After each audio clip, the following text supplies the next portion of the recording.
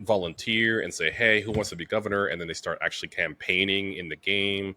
You have billboards that have their slogan and this and that. They do actual they're gonna buy ad space in game to be able to they become go a real political season. Exactly. And then they meet in the Cornucopias game and have gatherings and talks and spaces in Cornucopias where they're actually campaigning and going, we're gonna go to Quarryside first, and then we're gonna go to Fox Hollow, and then we're gonna go to Rapid Meadow. What was that guy that was Governor Dean that was like, we're gonna go to Rhode Island, we're gonna go to Connecticut.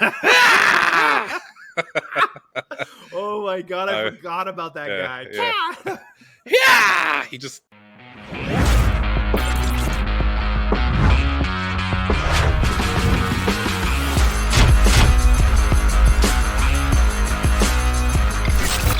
Welcome to Around the Corn, the podcast dedicated to Cornucopias, a leading Web3 AAA rated quality game.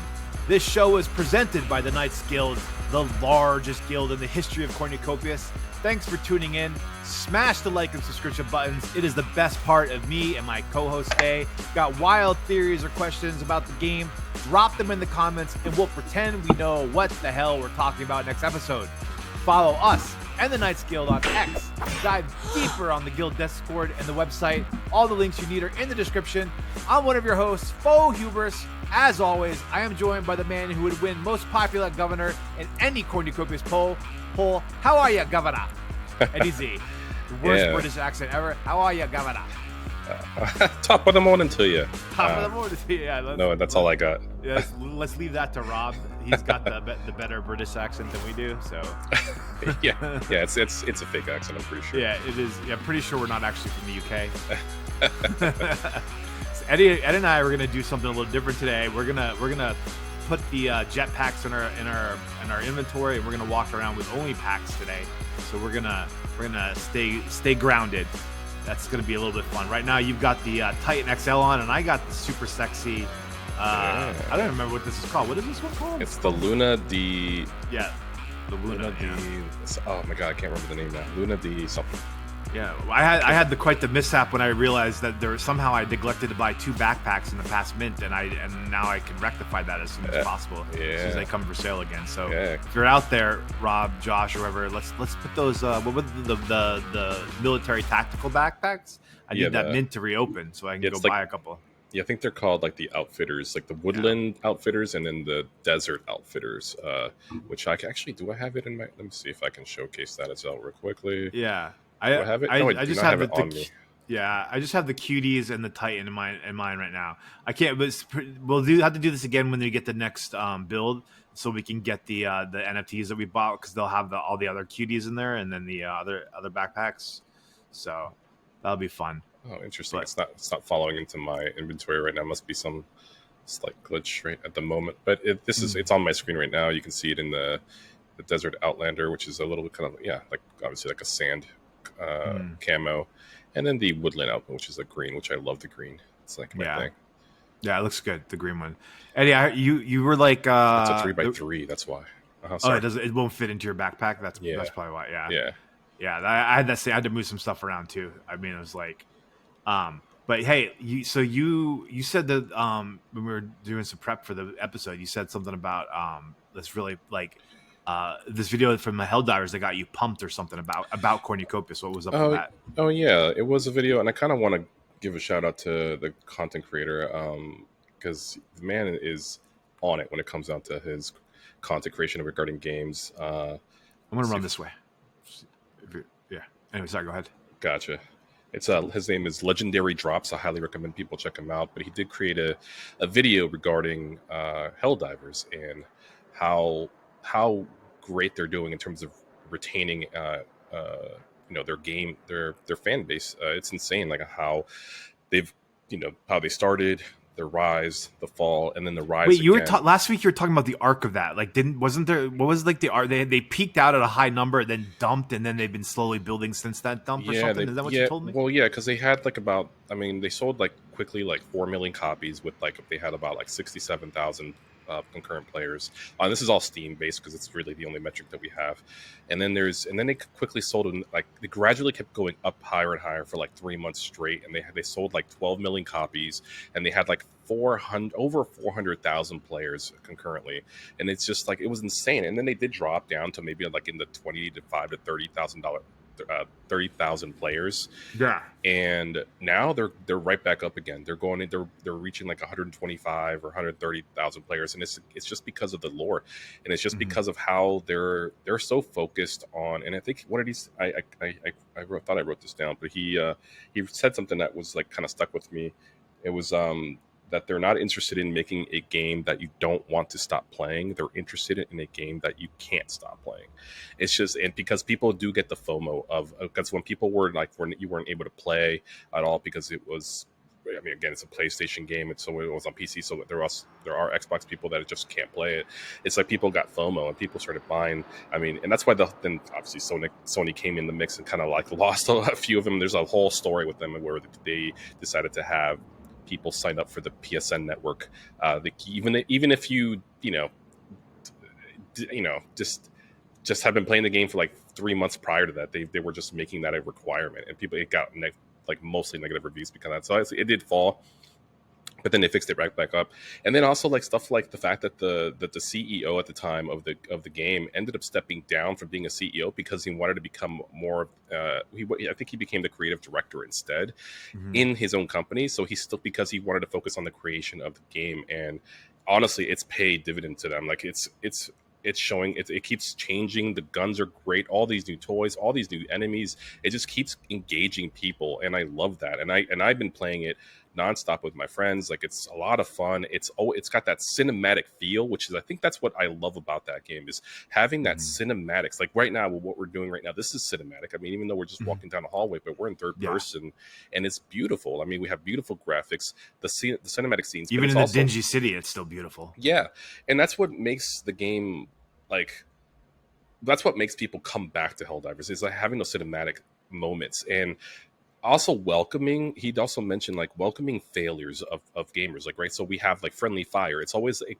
there's like the chaos of friendly fire not being able to extract certain things because of certain events that happened, or and there is the very real notion that you might fail a mission, and that actually adds more to it, and people want to kind of rally together and kind of guide the lore into it, because there is a story behind it as to why we're doing certain actions and invading certain planets or trying to fight off an offensive attack by the enemy on a certain planet. And we've lost planets too based on the story, because and those planets don't come back, which is a really interesting part of the game. They don't. The story was that we decided to go ahead and install these.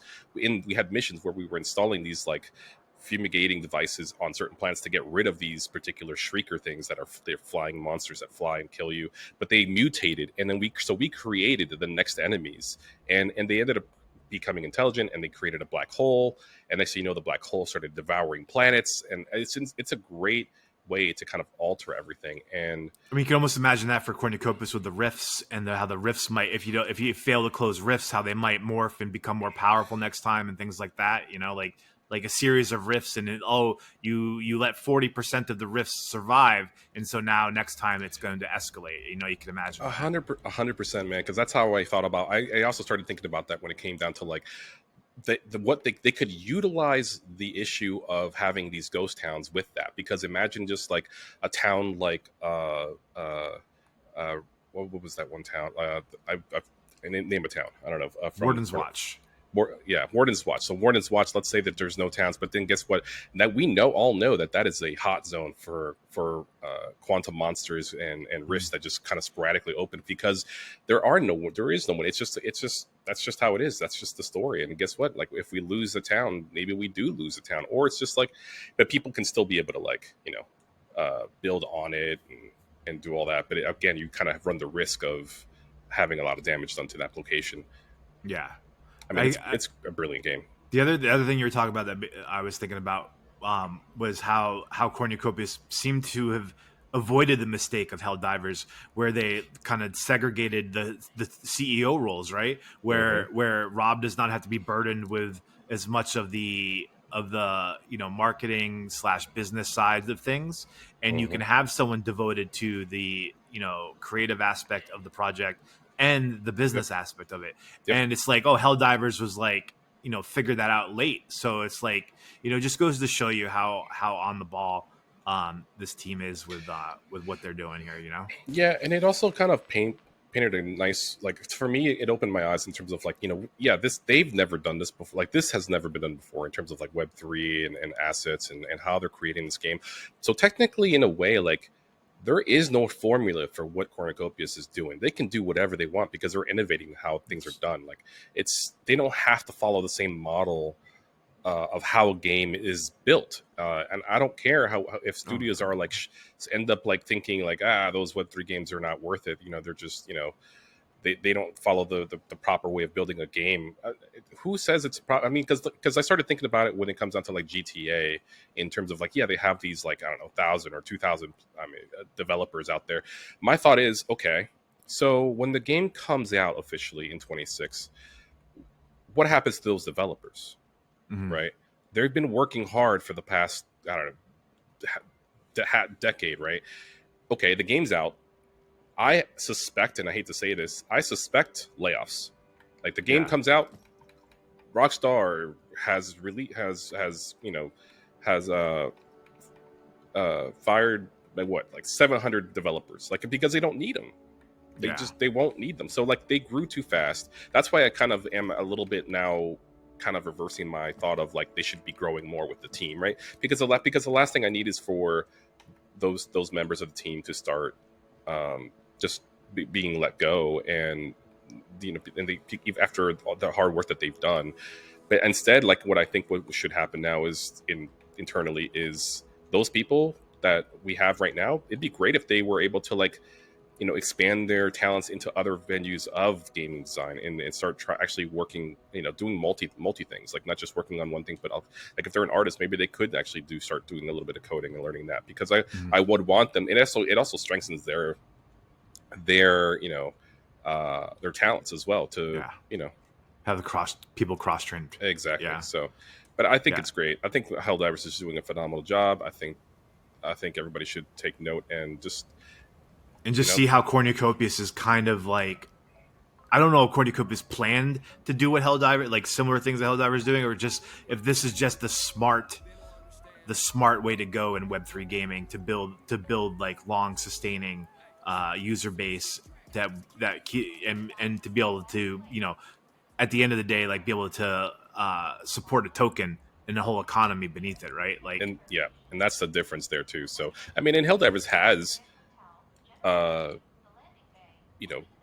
microtransactions in it. You can still buy super credits. You don't have to, technically. I mean, you can still get everything for free, just like how Cornucopias is trying to do. But they do, obviously, you were going to get it a lot slower unless you really do play the game a lot more. But again, the grind is very kind of nonchalant. You really have more fun, and by the next thing you know, I happen to have 1,000 super credits. I can go ahead and spend that on this war bond that I can buy and get all this extra content out of nowhere. And that's the thing. That's the thing I think is great, and I think Cornucopia should look into that as well, in terms of like another thing that Legendary Drops pointed out also is the fact that they really do focus on not just making a game for people to retain those players, but also they actually focus on welcoming back those players that did fall off for like 6 or 7 months. They, as soon as they logged in, they were like welcomed back with like all this content that was for free. Like, even though maybe you could buy it early on or whatever, but after a certain period of time, I mean, they were kind of just like, here, this is all the stuff that you missed out on. Here you go. That's awesome for a game. Instead of having to be like, oh man, I didn't play for 7 months, I'm so behind, I have to grind to get this and this and that. No, they kind of just were like, here's everything. You're fine. No worries. Like, it's not they don't worry about having to. Me as a gamer will not have to worry about grinding in Helldivers. I'm more having fun and having those experiences and those chaotic moments with fighting bugs or the automatons or the squids that we're fighting now. So that kind of leads us into the first kind of big topic I wanted to get into today was the what they talked about in last week's episode before we get back into the governor stuff from the week episode before that.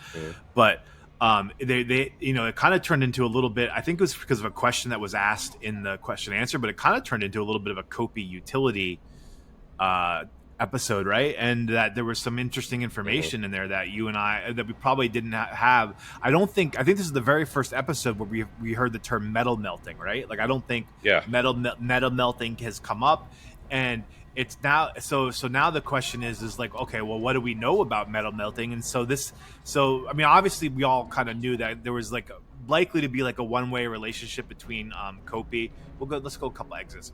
Like KOPI to IGC, that you weren't going to be able to take IGC and convert it to KOPI. That seems like a recipe for disaster. For it's just too big of a faucet for KOPI and not a big enough sink, right? So and so it seems like that the sink for or the faucet for KOPI is this very kind of almost like drizzle of a sink, right, or faucet. It's not like a hose that's getting splashed in your face. It's that. Oh, we're back at the hotel, so let's go another one. Yeah. And then it's so what it is like, I mean, the way I understand it, it's almost like a proof of play system, right? Like it's like you earn this metal by closing a rift, then you can melt that metal for KOPI, right? Yeah. Okay, so it's not like in-game currency is so it disincentivizes farming and botting, right? It incentivizes gameplay to earn KOPI, and then so which is a much like tighter sink than it would be if it was like converting IGC to KOPI, but there's still a mechanism to earn KOPI through gameplay, which I think is kind of like the most important thing in a play to earn game is to the play part of it. You have to play to earn, and that's what it sounds like they've developed. Yeah, I mean, listen, like there are so many games out there where people have exploited the in-game currency of a game, and they just, I mean, in the future, could they eventually make it so that you can, use KOPI, or sorry, use in-game currency to buy KOPI? They could, yes, but this is brand new. I mean, we're dealing with this whole economics thing, this gaming economics, and we gotta watch out for everything, and anybody could make an exploit, and next thing you know, they have like 1 million in-game currencies that they can go ahead and convert and just basically wipe out the entire KOPI, right? Like it's just, you got to be realistic. You got to understand that concept as well. There is that risk, and they have to be able to have those levers that they can go ahead and restrain at some point and lock in. So let's get out here. Yeah, let's get out on this point. We haven't visited this place in a while. Yeah, we haven't. Yeah, you're right. And this edition is it's really nice. I like the architecture and what they do here. And remember, don't get too close to the elevators; it'll get stuck, right? Yeah, that's true. Hats off. I always love their designs. They go wild and crazy, and on it, like, because I could feel this like could be a real place at some point. Yeah. Oh yeah, definitely. I mean, I wonder if this has anything to do with the ship, the Elysium, that we saw in the podcast. Yes. But before we talk about that, I wanted to say that back to the KOPI utility stuff though, is that so it does the metals are a faucet, right? Like there's no question about it, right? It's a way for people to get more KOPI, which creates like kind of like supply issues with KOPI. So the question is, what are the sinks that they're going to have that are like super incentivizing? Like it's like, okay, I have 10 metals, I can go earn 100 KOPI, I can go melt them for 100 KOPI. What do I then do with that KOPI? Is it like, okay, well, like option one would be to go spend that KOPI on items, right, that you can use in game, right? Okay, well then there's the 10% buyback, right? That's a sink. Yep. Then, but we also know from the discussion of the whole tokenomic KOPI utility flowchart that there's a big advantage to supplying liquidity and gaining voting power and governance power in the game, right? Like you're not going to have any voting power in the game unless your KOPI is staked, is my understanding from the flowchart. And so like, so now maybe you're like, okay, well, I have earned this 100 KOPI with my metals. And then you go buy a 50 KOPI item. Okay, so 10% of that, 5 KOPI goes back to us. with and buybacks, right? Mhm. And then you have like now the other 50, maybe they add that to their KOPI staking, and now they have 50 votes in the next discussion of the what to do in the district, or what should they add in the game, what should be the progression in the lore, whatever it's going to be, it doesn't matter. So I do think, because the faucet is, at least so far what we know of this faucet, it's like a slow drizzle, and I do think that they are planning to have a bunch of reasons for that person not sell their KOPI, right? And I think that's really promising for the supply demand aspect. If you're interested in those kind of things about KOPI, we're not saying you are or not, but if you are interested, it does sound like a smart plan to control the supply demand of the token. Yeah, I'm just looking at I think the tokenomics and the KOPI ecosystem chart there is pretty brilliant. I think they really thought it through. Yeah, this is like Philip Black's masterpiece, this flow chart right here. Yeah, it's like, looking at it right it's like now. fever dream of what you need. And it's complicated, there's no question about it. Yeah. But it's what it needs to be to have a self-sustaining Web3 economy where you can control supply and demand to such a point where it doesn't become a disaster, right? Correct. Yeah, this. Sorry, I'm staring at this thing here. At this chart, and I don't see. Every time I think I have a question or a concern, it gets kind of shut down with another arrow on where everything goes and how everything works. Take the next train.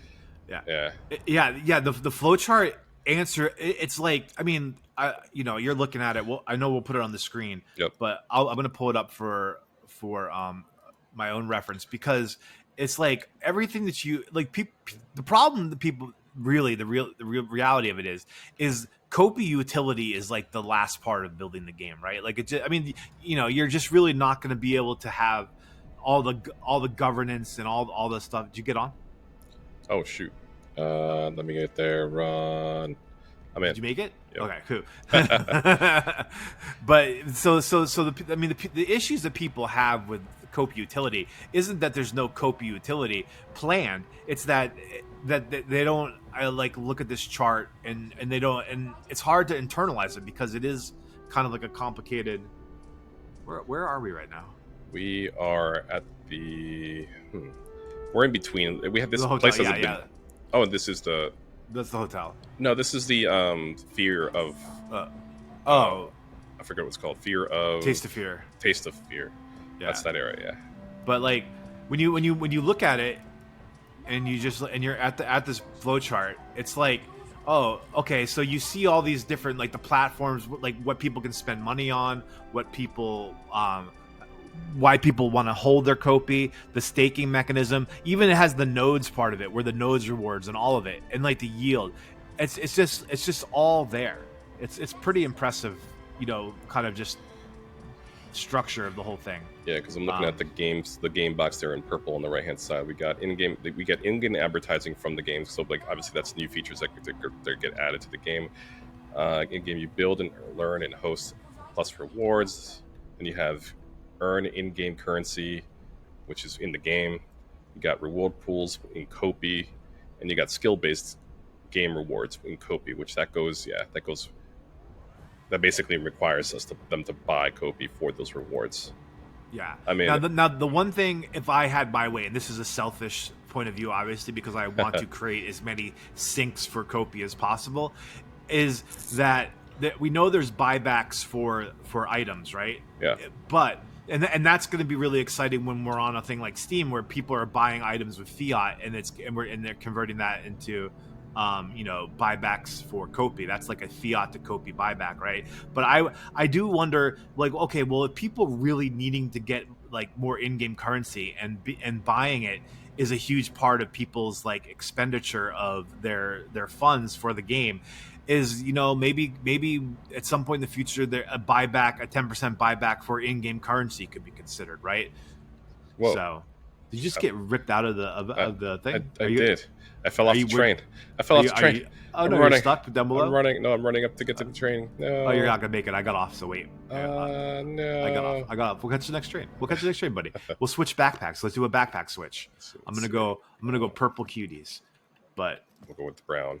I'll I get mean, this. so obviously, I mean, Yeah. who wouldn't love the idea of more buybacks? You know, obviously, so like, I don't know if that's feasible from their like, you know, budgetary financial standpoint, but like, you know, it stands to reason if there's buybacks for items, why not have buybacks for in-game currency? Oh shoot. Again, selfish point of view. Yeah. Sorry. I gotta rearrange my inventory here. Oh yeah, you need to make sure you have a big space in the middle for your big backpack. Oh, I can't put my backpack in my jetpack in my backpack. No, you can't do that. You have to put the little things in there. I have to You put clothes as in long there. as you have a space big enough, like if you have the backpack you're going to put on in that big space, you can put the big backpack there. I should when you how do I do replace this? it. Put that there. There we go. Can go B backpack. Oh yeah, I can just do that. Backpack. And then move this way. Are we getting off here? No, let's go to the next one because we were just here. Oh, oops. I'm like fumbling with the buttons here. Boom. Now I can go ahead and swap. Yeah. Man, that thing is massive. Yeah, no, it takes up so much space. It does create the concern that backpack management might become more tedious than fun, but we'll have to see how that goes in the future. Goodness. Let's get off here. What is this? All right. This is. We were just here, weren't we? No, I mean, we went around like twice. I swear. Yeah. Where are we right now? What is this place? We're back. I think we're back at the big entrance. At the entrance of the resort where we first started. Like where we first. Yeah. Oh, yeah. No. This isn't the Taste of Fear. This is like. Oh, is it the Taste of Fear? Where I thought there was a place to get off over by the. No, yeah. This is the Neo. loading. This is the loading area. This is like the beginning where we would. Anyways, let's what do you let's get your thoughts on the buyback stuff and the tokenomics stuff about, I don't know, anything else you want to add to that. And I think they're doing a great job, honestly. I don't think it's kind of hard for me to like comment on it just because nothing's really out there yet. We do have some utility in terms of buying certain things in marketplaces. I want to see more of that, to be honest, but I think it's just, I mean, again, the game's not even really out, so and there's no way to know if they need more buybacks at this point, anyways, right? Like, because we haven't seen what it's going to be like with like a Steam store with fiat to KOPI, and so like, I mean, you know, who knows? I'm sure they have a plan, and then there's like, okay, this isn't really, you know, this is creating too much of a faucet. We can turn this nozzle and then make it more of a sink, right? Yeah, like, there's just a lot of unanswered questions so far that I think we could just coast for now. I mean, I can see why a buyback would be good, even as of now.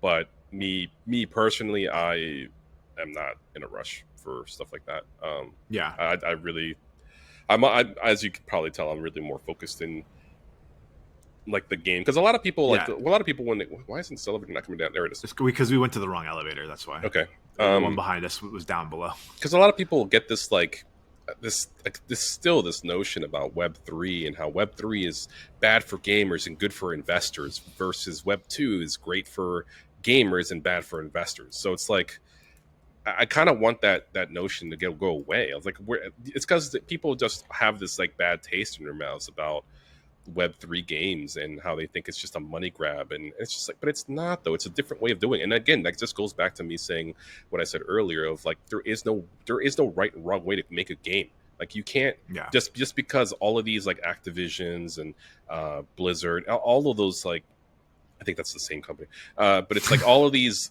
are basically, that's their way of doing it, right? That's kind of where we got this problem of all these like layoffs and all these like where games are getting canceled. I want Titanfall 3, but it's never going to happen anymore because of what's how the gaming industry is dealing with things, and that's kind of the point in all this. That's kind of why Web3 is needed. So like, people say Web3 is not the way to do things. Like, you're absolutely, I feel like you're absolutely wrong. You're not. You're completely being, you know, if anything, you're part of the problem, I think, if you just think that Web 2 is the only way to do things, because this opens up another like faucet for us, as the gamer. Like, we get to say, like, there's a bit of centralization in terms of the game and the creativity and the IP and all that, but like going back to Helldivers, like, one of the things that I like about Helldivers also is like the fact that people on their own, and even so right now with our community, people do their own propaganda. Like, look at us. Yeah. We don't have to do this podcast. We Right. don't. We're 45 episodes in, baby. Yeah, we don't have to do this. We do this for free. We're not getting paid. You know, like we like what they're doing. We like. I mean, we this believe idea. in it. That's what this is. What you do when you believe in something. You're like, all right, I have 4 or 5 hours a week I can spare for an almost weekly podcast, and Mafia has their own thing to do, and if we weren't doing it, like I could guarantee you, like if we didn't do this when we did, if we wait when the game came out, there would be a lot of people doing it when the game was fully out, right? Like there's going to be a lot of people out there trying to do this kind of stuff when it's all the way out, because now you're even more incentivized. Okay, like, well, now I want to start a podcast about this game because I need to get people to work my land, to maximize my land, or I need to get people to join my staking pool for my nodes, right? Like that's all going to become an incentive to not only play the game, participate in the game, but then to promote the game too, because you need to build up your mechanisms to play the game the way you want to, right? So 100%, man. And that's the whole thing. And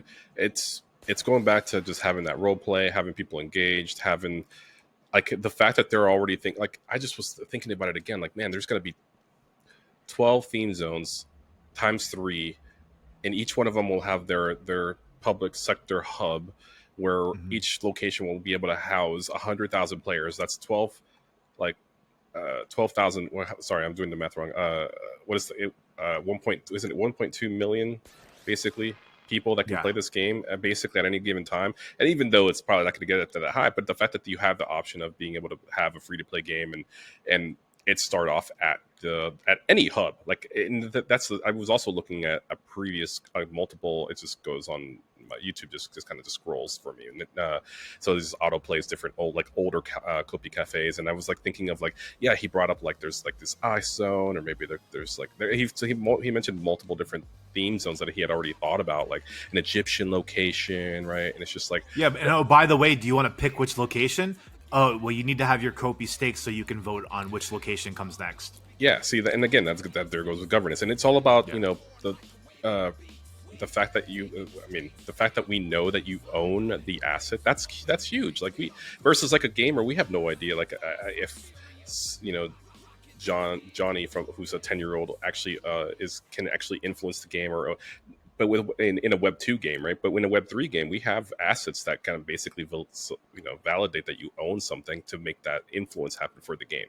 So versus in Call of Duty, you just kind of take whatever happens. I think people were so pissed off when people added Santa Claus as a skin for Christmas, because it's so even me, I was like, really? You added Santa Claus outfits in a Call of Duty game? I was kind of okay, I get it. But they also swore, the game developers also swore that they would never do anything like that. And then people were like, are you serious? Why would you do that? And next thing you know, we have Santa Claus. I'm fighting Santa Claus in Warzone. It's just it's kind of nuts. All right, Eddie, we're in Solace. This is going to be kind of weird for us because it's been a long time since we've been around Solace with no jetpack, so we have to have to get used to it here. Yeah. You got the brown cuties on. That's adorable. I'm gonna stay behind you so I can see your backpack game. Am I going the right way? I don't know. Well, we said we're gonna head north, but I feel like there's something telling us that we can't head north directly. Yes. We can go. There's a mine over here, though. We can go. Let's go west and then around. Yeah, and then go around. Yeah, let's do that. So, Eddie, the other big subject from the KOPI Cafe 2 weeks ago was the governor thing, the governor. So, and then there's been a ton of discussion on it, and I would say, I don't know, we don't know exactly what's going to be the result of it. But in the last week's KOPI Cafe, Josh was like, look, a lot of your concerns are not real concerns because we've already thought of them, and they've said it's not going to be okay, this guy's governor, they can just be a tyrannical ruler of your district and tax you to oblivion, right? Yeah. There's going to be parameters within reason to all the things, the powers of the governor, and it's not going to be.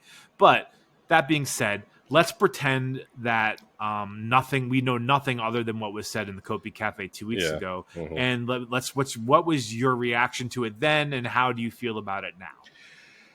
At first, I was a little worried about that just because, again, it's just the fact that it's an NFT that you have to buy. So it's again, there's that kind of it's not really what it's a pay to govern type of thing, right? It's just like, because now they have that NFT. How do you? It's typically like a governor type of thing, right? It's an elected position, right? So like you want to vote for that. You don't want it just to go to anybody just because they have the money, right? So it's like so you mean to tell me that someone in a third world country that can't buy it, that wants to play the game but can't even get in the game because they don't have a powerful PC yet, they're going to get punished because they can't, even though they really want this governor NFT, right? They really want it and they want to be able to do stuff, but they can't have it. That's the first thought that came to my mind. And then it was about like, what decision makings do they have, right? What that's really what it's going to come down to, is what powers do they actually have, and how good of an idea this is, for sure. Sorry, go ahead, buddy. Yeah, no, because then I started thinking about, okay, well, what do HOAs get to decide? Like, right, and that's, I know that's not a governor, but like in terms of what they can decide, typically in HOAs, what's they are the ones that can make decisions for your neighborhood, and it's like they can make decisions on architectural designs, like the type of landscaping that you're allowed to do, parking situations, pet ownership on what types of pets and all that stuff, and like leashing and not leashing. That was been actually a problem for me in an HOA, right? Oh, like, see, there you go. My dog was too big, and I had to go get a note from my doctor saying, "Wow, see, and that's petty. That's your family. How are you going to say that you can't have that your family member because he's too big? Like, no, that's, and again, and then there's also like noise levels, and the last thing that I thought that kind of might apply to Cornucopias is like the ability and the lengths of and restrictions on short-term rentals for certain places. So like Airbnbs, right? You're allowed to do that or not, right? So they can make those calls and kind of be like, hey, now they did mention stuff about like what taxes and the fact that but they do have restrictions on them, is what they said, right? Like you can't go from 100% taxes to 0% taxes, right? Like there's I mean, like let's just say arbitrarily like a 5% to 15% tax rate, right? And like, you know, like that would, you know, that would be within reason, and maybe you want to be in that 15% tax bracket because that district has all the things that you could ever want. Like it's like, you know, a really well-run district with like, you know, all the buildings and stuff that you would want.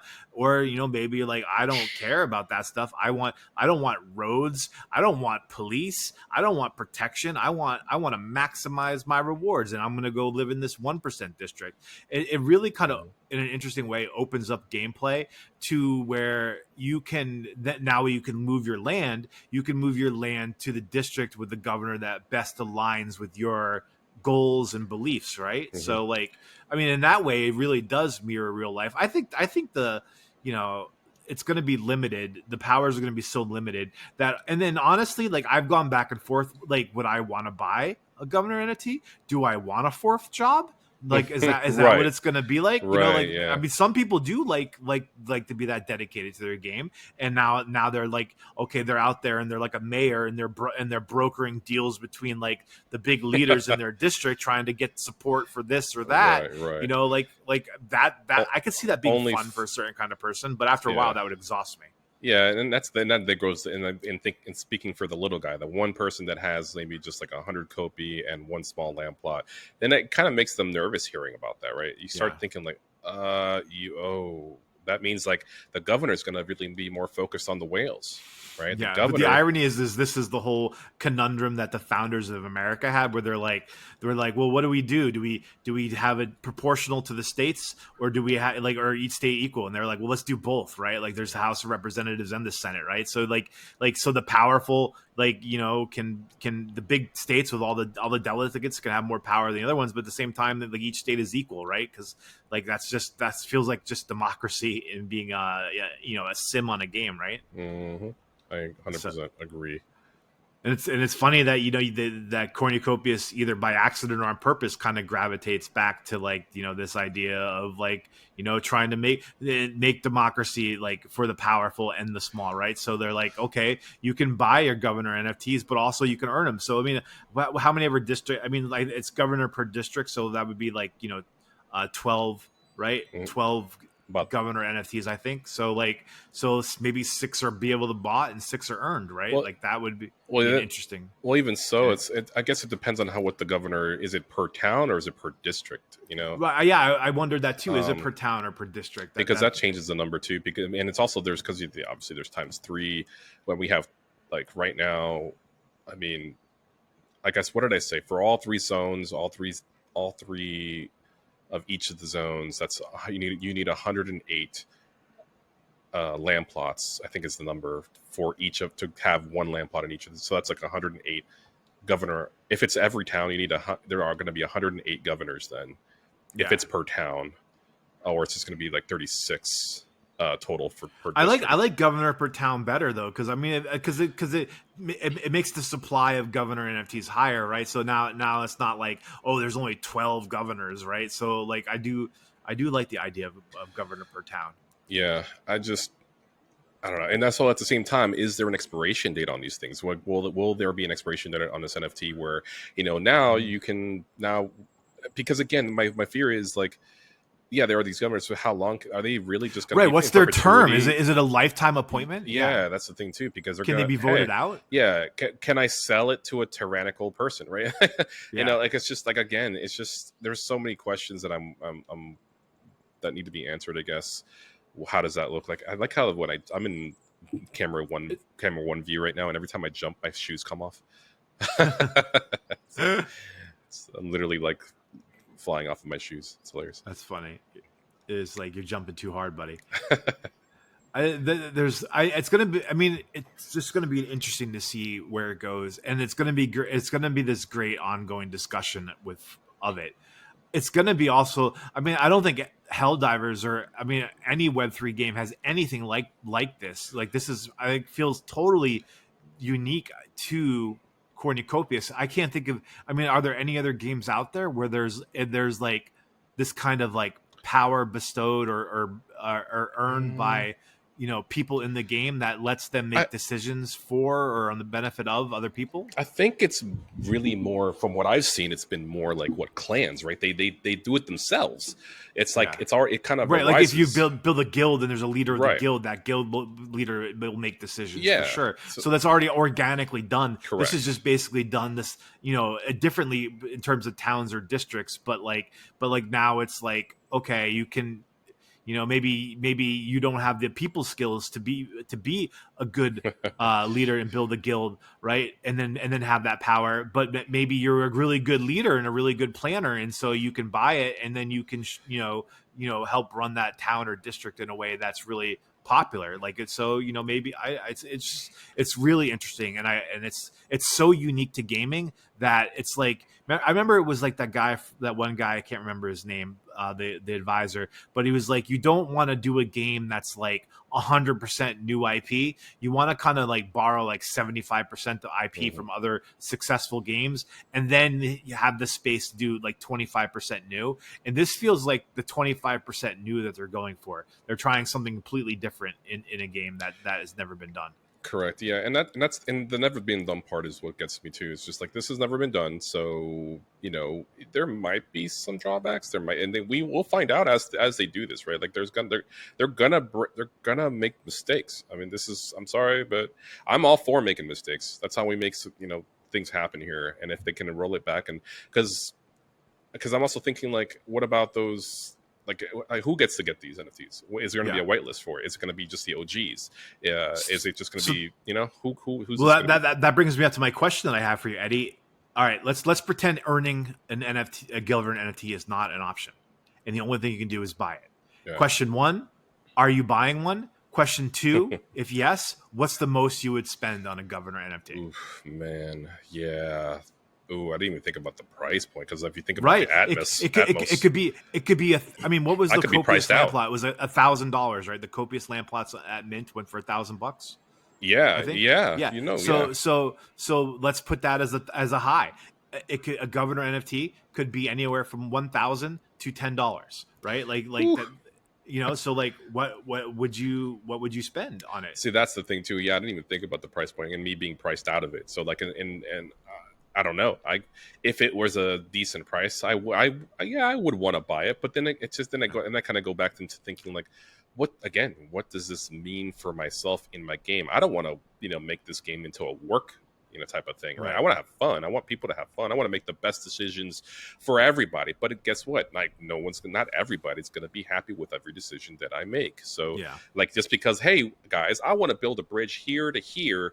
That's okay. And half the people are going to be like, yeah, great. No, but I want to actually put my resources on my side of the town.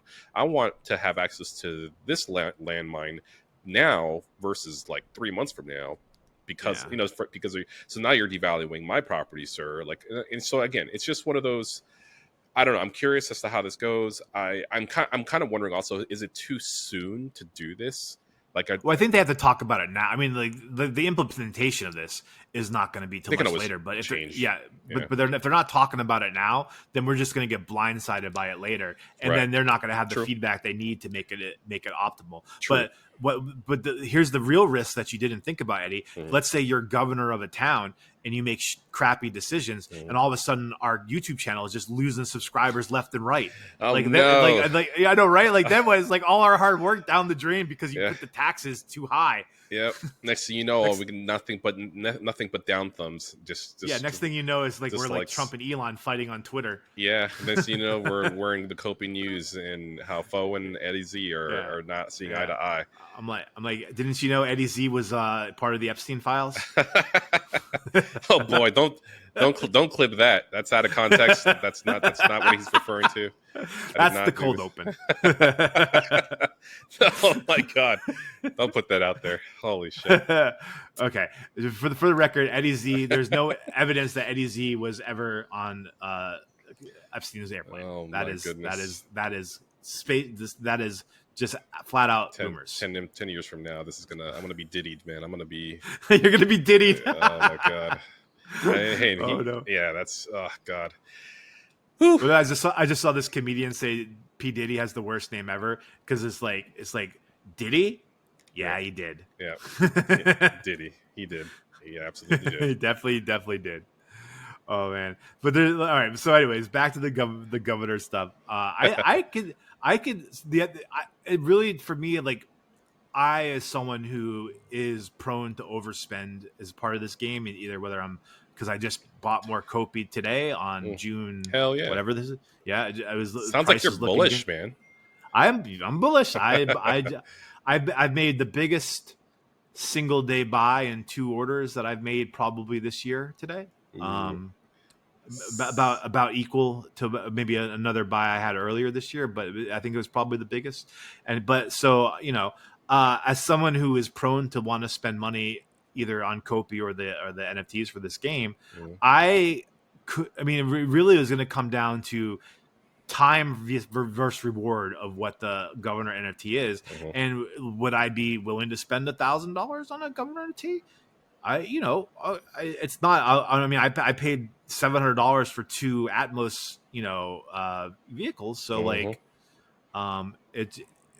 I could see it being in that range, and I think if it was in that range and the incentives for being a governor were high enough that there would be, if there was let's say 70, what did you say there would be if there was one per town, 100 and something, like 108. 108 per town, so let's just say 50 that you could earn and 50 that you could buy. I think there would be 50 people willing to buy at least if it was $500. I'm sure there would be 50 people willing to buy a Governor NFT if the incentives were good enough. If the incentives were good enough and it was fun and it wasn't really chaotic, I would definitely be interested in getting that. Yeah. It'd be weird for me not to be interested in doing that. I mean, I practically have bought every single asset for this game, and because I believe in the game and I want this game to be successful and fun for everybody. So I would hope that I would do right by the gamers that are in the town that I'm in. And yeah, I don't know. And yeah, we'll see. We'll see. It's nothing's set in stone. That's the great thing about it. There's all these opinions that I'm glad the community is really being vocal about it in the Discord. Keep it coming. What do you guys think in the comments? Like, what do you think about this? The NFT? suggestions and comments have been good lately with all this stuff going on. The whole channel for this conversation about the Governor NFTs has been really good. Yeah, we definitely need more insights and maybe things that we haven't even thought of. So make sure you put that out there now versus later, right? You want to definitely raise concerns or positive feedback as well. Like, this is the best ideal ever, right? I want to be a governor because I want to make my town look like I want to have everybody have to use gold as the material for their buildings, right? Like, they have an entire gold city. I don't know, but it's just like I think it's a good idea. It just has to be executed properly. I mean, so if the governor rules are kind of permanent based on the NFT, I could see it being a really expensive NFT. But then, of course, if it's seasonal, I could see it being $50 a season to be able to be the governor for that season. But then the question is like, well, if it's just seasonal and it's like a cheaper NFT, like then what does the NFT becomes after their term, right? Like, is there any what? Because like a big part of this game is like your NFTs, are going to retain some kind of value because there's going to be in-game utility. So it would be really out of character to have an NFT that has utility and then loses that utility and then has no more utility after that, right? So that would be a really different thing than anything they've ever done before, if that's the plan. Yeah, I've also been curious. Like, should it be more of a would people be more interested in doing like an actual people have to volunteer and say, hey, who wants to be governor? And then they start actually campaigning in the game.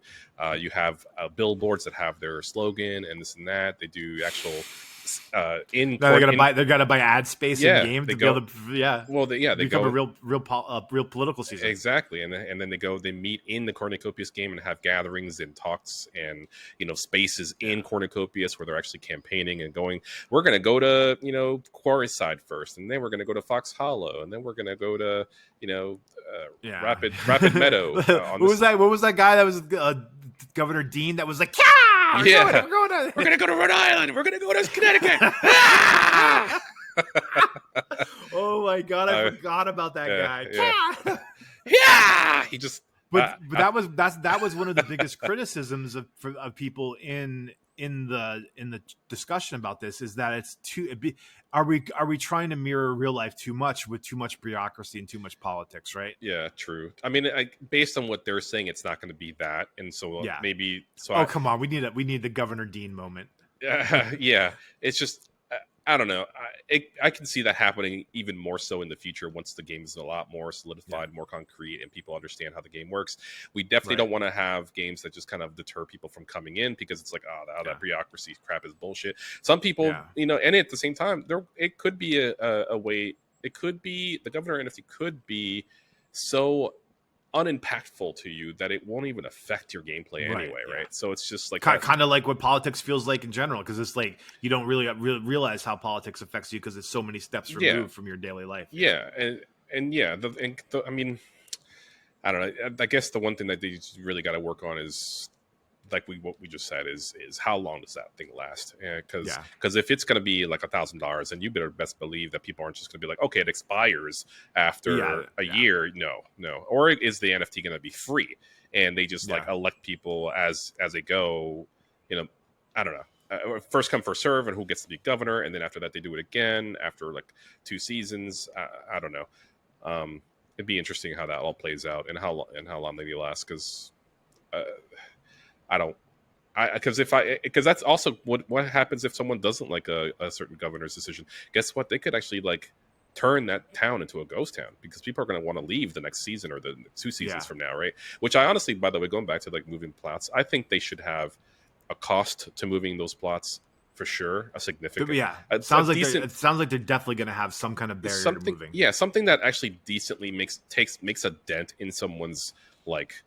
Because like I think of it as like changing your name on Xbox, because I think on Xbox you have to like pay to change your gamer tag, and because like I used to do it, I would change my gamer tag like a lot, pretty frequently early on in before they had a price to change it, and now I don't change it at all because it's like, it's gonna decentivize people from moving, and I think it should be a decent hit for people to move, because I don't want people to just willy nilly move every 2 to 3 seasons every single time. No, there should be a decent cost to that. I don't even think it has to be that high, even if the cost to move is like $5 worth of KOPI. I still think that severely limits how often people are going to move, right? Like, hell, I would want $20 to be honest. I want something that's as long as there's some barrier to moving, I think it's. I mean, sure, the higher the barrier, the less likely you're to move for sure. And that begs the question also too, is like, is that something that the governor decides, or is it more so as a whole, or should the governor, or is there going to be like a circle of governors that make a decision as a whole, for just all governors that make a decision for that, right? Like, how does that work? I think that would be set by the team. And also, I'd be surprised if the governor had the power to. And I also how much it costs to move. And then also, am wondering like too, like, well, in terms of like, if you're in the game, right? Like, and you have this Governor NFT. How committed are you really to the game? Like, how much? Because my thing is, I have always thought as like KOPI, the more KOPI you have, the more influence you should have in the game. Is how I've always thought about it. So, like, should a governor have to have a minimal requirement for owning KOPI too? Like, but here's the thing: is like someone like me who has a lot of KOPI and some land versus someone like Levi who has a lot of land and little KOPI. Yeah. Like what's the breakdown of because you could make the argument should be voting 1 vote per land plot, right? Or or what about the KOPI you have staked for governance? Is that but like.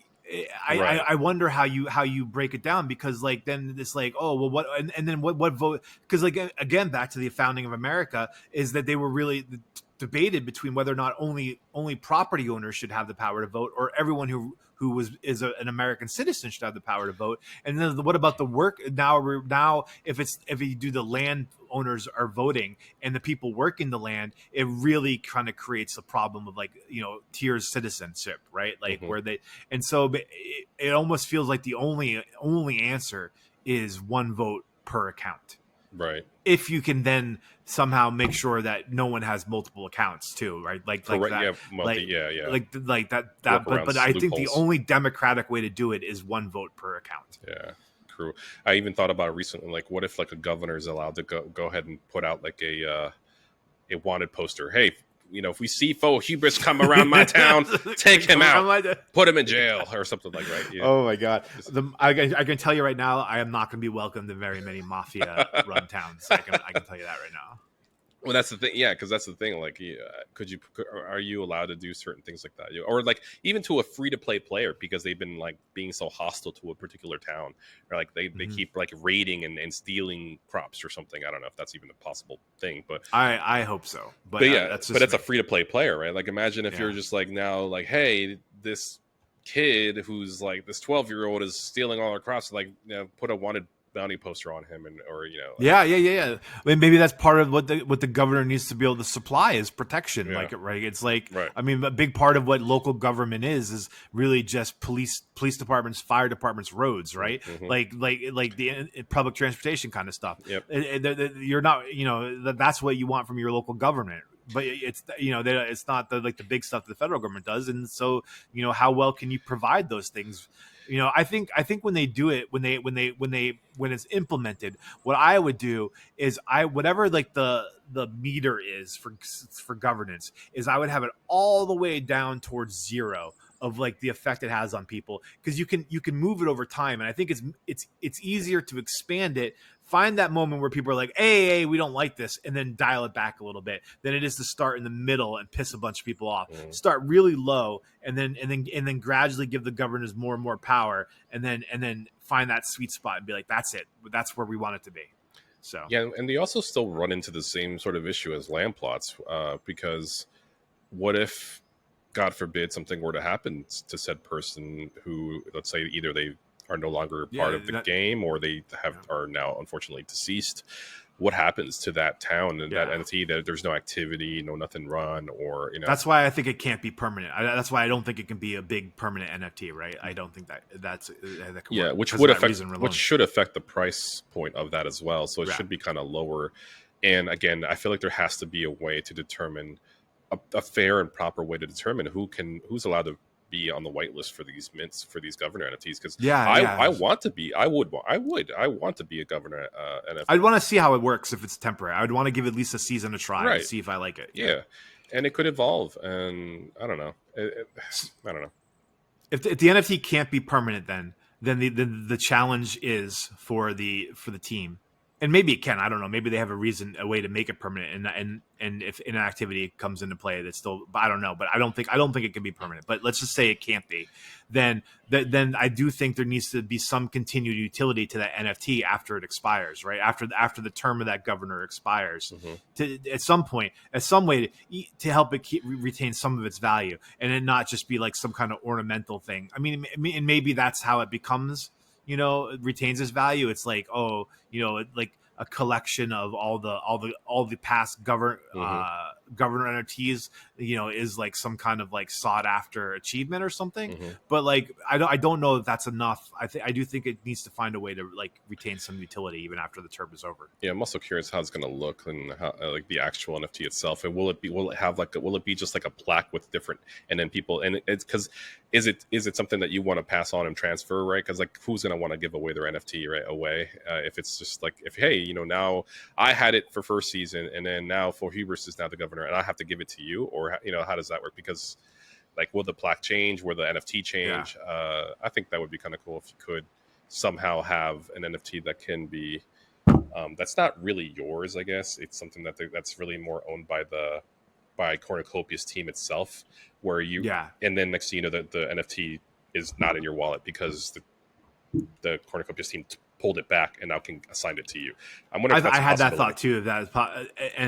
And I don't. I mean, it would have to be through some kind of smart contract, right? Where like correct. you have like would be the only way to do that, because I do think it needs to be some kind of blockchain implementation as an NFT, and the only way to be able to do that would be like, here's this NFT, we're going to lease it to you for X amount of dollars for this period of time as the smart contract, and then it would claw it back, and then we sell it again in the next season. So yeah, exactly, and that could work. I mean, I would be fine with that. With like out of nowhere, my Governor NFT is no longer in my wallet because it's reached that timeline and it's now to someone else. But that would be, in terms of the look though, that because we have these NFTs that now you can kind of alter and change and all that, it would be kind of cool if it had like a running list on the NFT that said, hey, Eddie Z was the first governor and then Hubris was the second governor, and it's like listed in there, kind of like don't they do that with certain trophies, right, where they actually have it embroidered of past, or like at the end of the contract you get like a ceremonial NFT for your service as governor for season spring 2026, something that's in the records. That would be kind of nice, like a notoriety type of thing. Man, Eddie, we had a good. I feel like we've been having some good discussions. I'm having more when I look forward to doing this because it's like so fun to just speculate. Speculate. Do you have any final thoughts for this week? All the fun stuff we talked about. Anything else that you think see going on in the community or in Web3 or anything? Just go ahead and just make sure you obviously keep watching the KOPI cafes, keep doing the engagement stuff. Engage with us in our comments, please. Engage, comment, like, subscribe, all the 9 yards. Make sure you claim your copies. Or actually, is that now over? I can't remember if the Copic stuff is over. I mean, I still been going to drip drops and claiming my stuff, but just make sure you go ahead and do that. Again, just great job by the team. I'm hoping that we can actually see more of the team members on KOPI Cafe because I want to see what they're doing. I hope that they're learning new things or a new person, a new member, as it kind of shows. I'd like to meet the crafting person. They talked about bringing her on, the one that's doing the crafting stuff. I think that's probably coming sometime in the future, I imagine. I don't know. I think it's I can't wait, man. I want to have fun, man. I can't wait for the next build to come out. I'm really anxious. I mean, I'm really glad that David is just as anxious as us as to get the game out. So, we're going to have so much more fun to play and have fun. And I hope there's friendly fire as well. It's just all about the experiences and how you interact. I'm more. And also, by the way, I did say this in the chats. I want more mocap. I want more motion capture. I think the focus on the fact that the most recent watch party, I recorded that and I watched it again. The jiggle butt, yeah. Yeah, I like the well, yeah, there was the physics, the jiggle physics that they're working on, which is great because I anything that they are implementing into the avatar creator, I love. I love it. I love it. I love it. I want more motion capture stuff. I want all the nitty gritty, like little tiny stuff that, like, if someone, like, even just a standing still, how they do the stretching, or maybe how they pick things up. Though anything that adds to the how your character interacts with the environment as a whole, because this environment is beautiful. Beautiful environment. Yeah. I want to be able to interact with it. I want to be able to pick up a flower off the ground, a blade of grass, kick dirt, kick a rock. I want to be able to chop the wood and see the chip. I mean, again, this is all way down the line, but that's kind of what I like. I mean, I don't think wood chopping is that far down the line, buddy. I think it's, but it's just all the little tiny things like diving. I hope that's that's another thing. I want diving. I want to be able to dodge. I want to be able to, like, do my, like, little maneuvers to the side and left to right, especially if we're going to be now having combat. I hope that's implemented. But great job so far with what I've seen in terms of the physics and the new motion capture and the movement of the character, because I love that. I want more hardcore parkour type stuff. But yeah, those are my final thoughts. I just, all I could think about that when you were talking was the HR nightmare that Josh would have to deal with if David was like, "Hey, we need to bring someone in here with the most jiggly butt in the whole office so that we can get this motion capture right." And they're just like, don't do that. That's not a good idea. Don't do that. Yeah, I figured that's not what the motion capture suit's for. Yeah, I figured. I mean, I recorded it, and I obviously wanted to showcase it on here. But there was a few things that were being done by Scruffy that I kind of was a little worry about. Honestly, I will say, to Scruffy's defense and what he was doing, you have to do that, though. You have to kind of play with that. That's kind of, you have to test it. I mean, you kind of have to, because people will be doing that. There are people that are shaped in those certain ways, and I've always wanted that to happen, not because of proverbial reasons, but because that's everybody's shaped differently. I mean, the only thing I'm saying is I don't want people to be coming out there like looking like what's that green monster from Monsters Inc., the green one, like where he's got skinny little legs, I know what you're talking about, right? Like a big circle body. Circle body, yeah. Like I feel like that's, and obviously you want to have a particular fixed model so that it works within the universe of Cornucopias, so it doesn't bug out.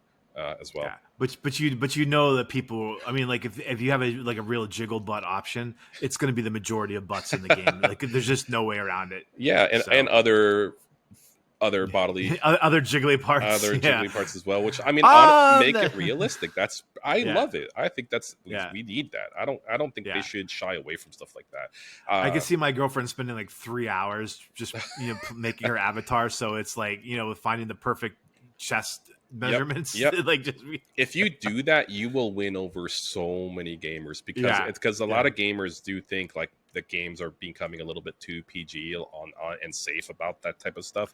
No, the people should be able to go ahead and do stuff like that.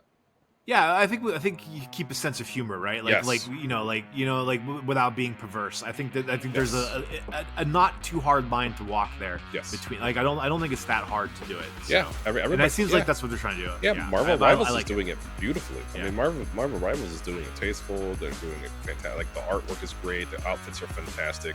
I mean, and it's eye catching, and it's something people talk about. If people are talking about it, guess what? That's what you want. It becomes a household name.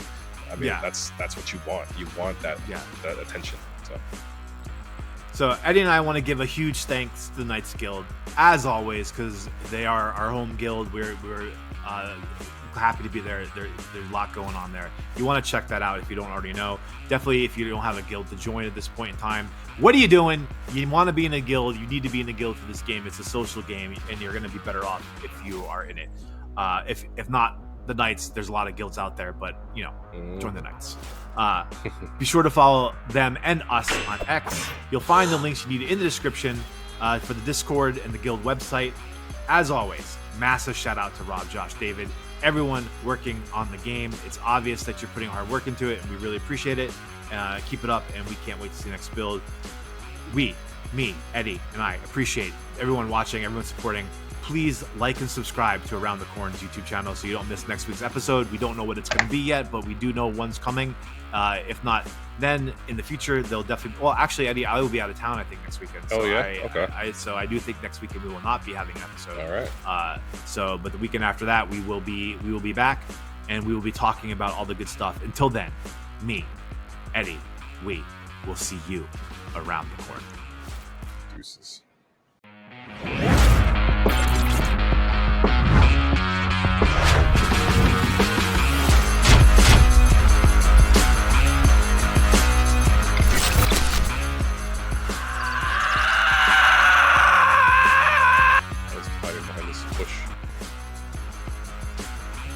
Your special bush? My name. You're the king of the forest? I got my nameplate. I see Where's you. your nameplate? I'm right here. There you are. Cool. All right. I'm right by this bush. This is my bush, my special bush. Yeah, you peeing on it? Yeah. All right. Actually, what's the way I look like I'm peeing is watch. Look, come stand behind me. Look at me. We're just two dudes peeing on a bush together, like this. Right there, we go, like that. I forgot about that. You could just or you can do it where peeing with a Superman pose. You ready? Wait, hold on. On the count of three, do a Superman pose. You ready? Yeah. 1, 2, 3. There we go. Two dudes peeing on a bush together. It felt like we were crossing swords there for a second. We were definitely crossing swords.